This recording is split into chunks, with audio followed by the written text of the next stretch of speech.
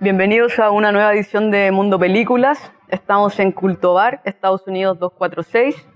Esta vez estamos con Juan Pablo Sáez, escritor de Operación Requiem, su debut literario. Bienvenido a Mundo Películas. Gracias por la invitación, Benja. Bueno, te invitamos porque el cine, la literatura, la música y todas estas artes están ligadas desde muchos puntos y por eso hoy te tenemos aquí con nosotros. Y para hacer una pequeña introducción de tu libro, vamos a hablar sobre la imagen de la mujer metralleta, que es Marcela Rodríguez, una combatiente y guerrillera del movimiento juvenil Lautaro, grupo que protagonizó una de las resistencias más recordadas de la transición chilena por la dictadura. Además, tu libro, Operación Requiem, tiene mucha influencia con el cine, donde mencionas películas como Taxi Driver, El lado oscuro del corazón, por ejemplo, y La tentación de Cristo. Sí, yo soy el autor de este libro que está acá, Operación Requiem, que cuenta la historia de un periodista en los años 90 que debe seguir la pista de una mujer desaparecida que resulta ser una combatiente de un grupo guerrillero que se llama las Brigadas Revolucionarias. El libro, por lo tanto, cuenta la búsqueda de este periodista, de esta mujer desaparecida, y los peligros que él enfrenta, las amenazas que él enfrenta en esta búsqueda. Es un thriller policial que yo invito a leer, se lee muy rápidamente. Tiene tiene un plot central, se podría decir, que es el que estoy contando, y hay otro subplot, ¿cómo se llama? Donde, por ejemplo, está la crisis matrimonial de este personaje, la crisis que él sufre también en el diario para el cual trabaja, que está en una crisis económica. Por lo tanto, él está en un momento bien complicado de su vida, al momento en que se pone a buscar a esta mujer. Y hay que decir otra cosa, cuando le asignan la tarea de buscar a esta mujer, a Verónica G., que es esta combatiente que está desaparecida, él descubre en el intertanto que él conoció a esta mujer durante sus años de universidad. Por lo tanto, hay una unión, hay una relación íntima entre ambos que hace que este personaje de alguna manera se obsesione con esta búsqueda y vaya más allá de la tarea que se le asignó. Oye, por otro lado, en base al mismo libro, ¿cómo fue ver nacer tu primer hijo literario? Fue como todo parto complicado. Yo me demoré 5 años en escribir este libro, 5 o 6 años en realidad, entre que escribes una primera versión, luego escribes una segunda, cometes varios errores entre medio y tienes que arreglarlos.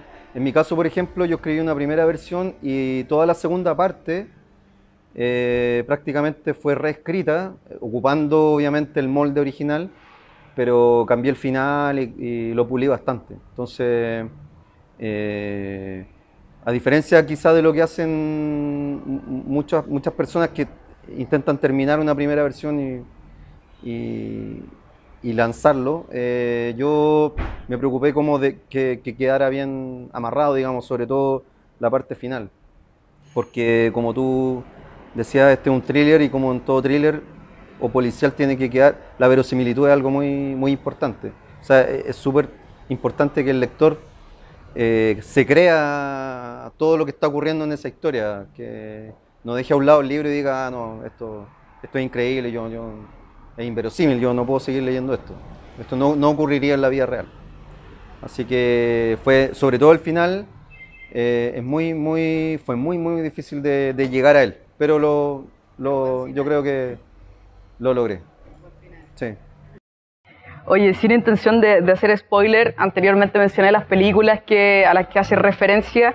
Uno de los personajes que aparecen en el libro es Mujica, que es el profesor del protagonista, que también está involucrado con Verónica. Claro. Sentí yo que el personaje de él se asemeja mucho en cierta forma a Travis de Taxi Driver. Para ti, el crear el personaje, ¿cómo fue primero? ¿Creaste primero idea mía, no sé si fue así, pero quisiste que se pareciera en cierto modo al protagonista de Taxi Driver y en base a eso creaste a Mujica, o nació primero Mujica y después salen como ciertas relaciones que se juntan con el personaje? Yo creo que nació primero el personaje de Mujica. Y yo creo que Mujica va tomando algunos aspectos de todos estos personajes medio atormentados que pululan tanto en el cine como en la literatura. Yo creo que Taxi Driver, de hecho, es como una mezcla de muchos de estos personajes atormentados de la literatura, del cine. Y por eso es una película tan bien lograda. Y claro, o sea, Mujica, hay que decir, es un personaje mucho más viejo, es como un Travis mucho más viejo, pero que está piteado, igual que Travis, digamos.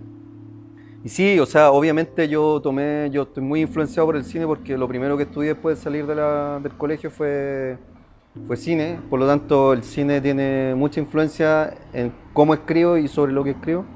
Y sí, po, o sea, tiene no solamente Taxi Driver, tiene otros personajes del cine igualmente atormentados, con problemas, solitarios, ¿cachai? Oye, y las películas que te mencioné antes, Taxi Driver, La Tentación de Cristo y El lado oscuro del corazón, ¿por qué elegiste esas películas para que aparecieran en tu libro? A ver, Taxi Driver la elegí porque es una película muy icónica. Yo creo que es como lo primero que te muestran cuando tú entras a estudiar cine, y además marcó toda una generación, que es justo la generación de Julián Oces, que es el protagonista. Es una película del año 73 más o menos, 72, Taxi Driver, y esto recordemos que Operación Requiem ocurre en el año 93. Por lo tanto han pasado 20 años solamente desde que se estrenó Taxi Driver, y una película que marcó mucho la historia de Estados Unidos. Por lo tanto, por eso la ocupé como uno de los hitos de la novela. Y La Última Tentación de Cristo la ocupé porque fue también una película muy icónica de los años 90 sobre todo, pero icónica desde el punto de vista de la censura que vivía nuestro país, incluso en democracia. Hay que recordar que hasta fines del año 90, de los años 90, La Última Tentación de Cristo estaba prohibida en Chile. Algo que para nosotros resulta hoy día inimaginable, pero era así. O sea, una película tan... O sea, tú la ves hoy día y te ríes de por qué fue prohibida. O sea, una película donde no sucede nada, digamos, nada prohibitivo, se podría decir. Bueno, hasta fines de los años 90 fue prohibida, y por eso la ocupo. Y también recordemos que ocupa un lugar central en la historia porque Julián Oces está detrás de un cassette de video que tiene información importante para la búsqueda de esta mujer. Y ese cassette tiene el nombre de La Última Tentación de Cristo. Y como era además una película prohibida, yo quería que fuese un cassette, que fuera un video que estuviera prohibido, por lo tanto que tuviera un tinte así como de algo censurado y que fuera peligroso ver. Y por último, El lado oscuro del corazón es una película importante también en los años 90, pero desde el punto de vista latinoamericano. También es tan importante como Caluga Aumenta, es como de esa época. Es una película que en mi opinión envejeció mal, yo la vi hace poco y a diferencia de La Última Tentación y de Taxi Driver, es una película que no me gustó cuando la vi varios años después. Pero fue una película muy importante en su momento, muy famosa, era como de culto, así como hoy día cuando se habla de La Mujer Fantástica, como estábamos hablando recién, es como que todo el mundo está hablando de esa película. En un momento, El lado oscuro del corazón era la película del momento, o sea, todo el mundo hablaba de ella, de la película de Eliseo Subiela. Oye, otra cosa del libro, ¿por qué decidiste, bueno, sabemos que lo mezclaste con ficción obviamente, pero ¿por qué decidiste sacar la historia de la mujer metralleta al libro? Lo primero que surgió fue yo quería hacer la historia de una mujer que estuviese desaparecida, de alguien que buscaba a otra persona. Esa era como la parte, como lo que germinó primero como idea. Y luego lo enganché con la historia de la mujer metralleta porque esa historia siempre me llamó la atención. Porque Marcela Rodríguez, alias la mujer metralleta, era una mujer que tenía 37 años el día en que, el 19 de noviembre del año 90, cuando entra al Hospital Sotero del Río a rescatar a su compañero de armas, Marco Ariel Antonio Leti. Ella formaba parte del movimiento juvenil Lautaro, y en esta tentativa por rescatar a Marco Ariel Antonio Leti junto con otros compañeros de ella, resulta gravemente herida y queda parapléjica por una bala que le llega en la columna. Y esa historia para mí siempre representó una tragedia, de alguna manera. O sea, estamos hablando de una mujer que perseguía sueños, que tenía un sueño de país durante la dictadura, que a inicios de la transición no estaba de acuerdo con esa transición y que realmente creía en otro modelo de país. Y que, bueno, todo se fue al carajo cuando quedó como quedó, digamos. O sea, estamos hablando de una mujer joven, sana, que queda de la noche a la mañana postrada y que vive todo un calvario de ahí en adelante. La expulsan obligatoriamente del país para poder cumplir una pena de extrañamiento en el exterior. Entonces, creo que ella representa de alguna manera, es una metáfora del Chile de la transición, de esa juventud que quedó de alguna manera, que fue cercenada, de alguna manera, que no pudo desarrollarse de manera normal en esa transición. Esa generación perdida de la cual yo hablo. Y como me llamó mucho la atención esa figura, la utilicé como nexo para hacer que la historia anduviera, de alguna manera. Entonces, pero siempre me llamó la atención esa figura. De hecho, no vi la obra de teatro, pero sí leí la obra de teatro de Tomás Enrique, se llama La mujer metralleta, y vi el documental, un documental de Francisco López, que se llama La mujer metralleta, donde el documentalista va a Italia y la entrevista, está con ella ahí, y podemos ver cómo vive en el lugar, lo que piensa.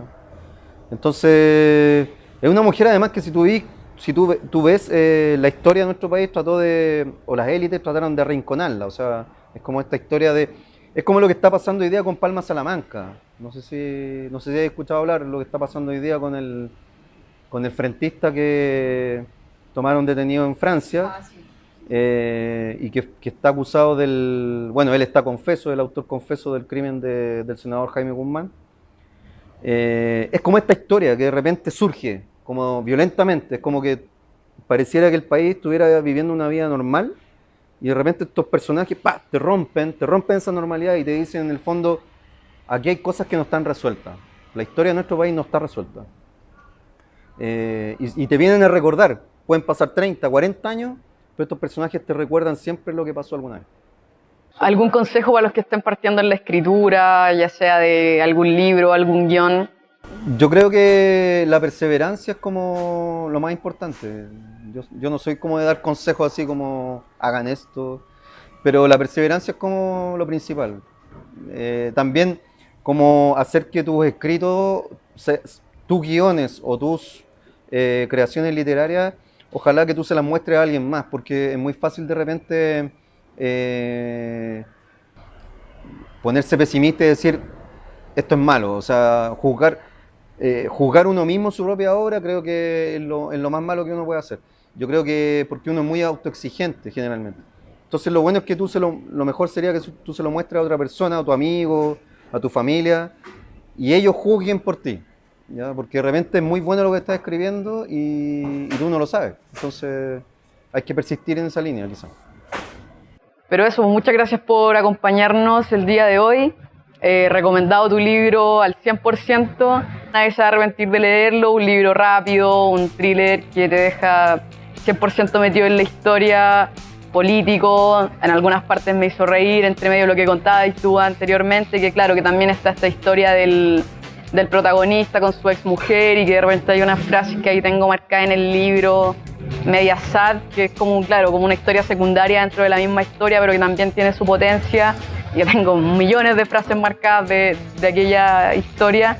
No, pero 100% recomendado, entretenido y muchas gracias por acompañarnos nuevamente. No, gracias a ti, Benja, y muchas gracias por las recomendaciones y me gusta mucho que te haya gustado el libro.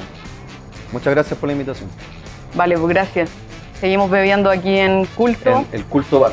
Culto Bar, Estados Unidos 246. Se recomienda. Nos pueden encontrar aquí borrachos todas las tardes con Juan Pablo. Y eso, nos vemos.